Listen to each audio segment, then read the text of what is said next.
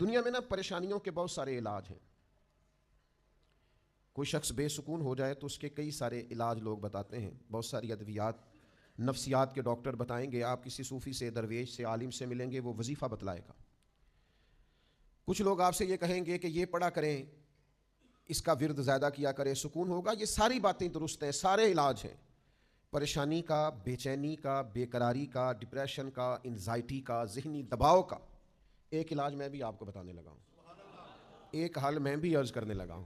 اور میں جو حل عرض کرنے لگا ہوں، میں بڑے تجربے کے بعد، بڑی غور و غوص کے بعد، کوئی جذباتی بات نہیں، کوئی خطیبانہ جملہ نہیں، کوئی کسی ادیب کا تراشا ہوا کلمہ نہیں، کوئی کسی شاعر کی بات نہیں، بڑی سمجھ کے ساتھ، بڑی غور کے ساتھ عرض کر رہا ہوں.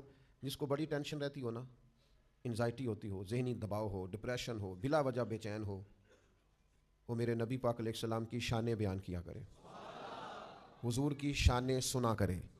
نبی پاک کے جو فضائل ہیں نا قرآن پاک میں، وہ سنا کرے. آپ کو پتہ ہے خوشامد بری چیز ہے، لیکن اپنی تعریف سن کے بھی کبھی کبھی نا بندے کا دل، چلیں آپ اس کو تعریف نہ کہیں، وہ شاید ٹھیک نہیں ہوگا، حوصلہ افزائی کہہ لیں.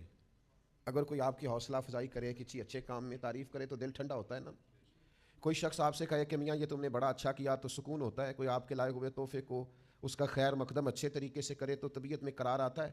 تو کوئی آپ کی تعریف کر دے، آپ کے والد کی تعریف کر دے، آپ کے قبیلے کی تعریف کر دے، آپ کے بچوں کی تعریف کر دے، آپ کے پڑھائے ہوئے شاگرد کی تعریف کر دے، آپ کی بنائی ہوئی عمارت کی تعریف کر دے، آپ کے کہے ہوئے شعر کی تعریف کر دے، کوئی بھی آپ سے وابستہ چیز کی تعریف کر دے، آپ کے کیے ہوئے کسی کام کی تعریف کر دے تو دل ٹھنڈا ہوتا ہے. تو میرے بھائی ان سب سے کچھ بھی دل ٹھنڈا نہیں ہوتا. اصل تو دل ٹھنڈا ہوتا ہے جب کوئی مدینے والے محبوب کی تعریف کرتا ہے، جب کوئی حضور کا ذکر کرتا ہے، جب کوئی نبی پاک کی نعت کہتا ہے، جب کوئی حضور کا ذکر کرتا ہے. سرور کہوں کہ مالک و مولا کہوں تجھے، باغ خلیل کا گلے زیبا کہوں تجھے، لیکن رضا نے ختم سخن اس پہ کر دیا، خالق کا بندہ خلق کا آقا کہوں تجھے. حضور کی شانوں سے دل ٹھنڈا ہوتا ہے. اور یہ مستقل وظیفہ رہا ہے اولیاء اللہ کا، یہ مستقل وظیفہ ہے صوفیاء کا. آپ کو پتہ ہے جن لوگوں نے سیرت کی کتابیں لکھی ہیں وہ زیادہ سکون میں کیوں تھے؟ جنہوں نے زندگیاں لگا دی ہیں حضور کی تعریف میں، ان کے کلیجے زیادہ ٹھنڈے کیوں تھے؟ اس لیے کہ حضور کا تذکرہ دل کو فرحت بڑی دیتا ہے، سکون بڑا دیتا ہے.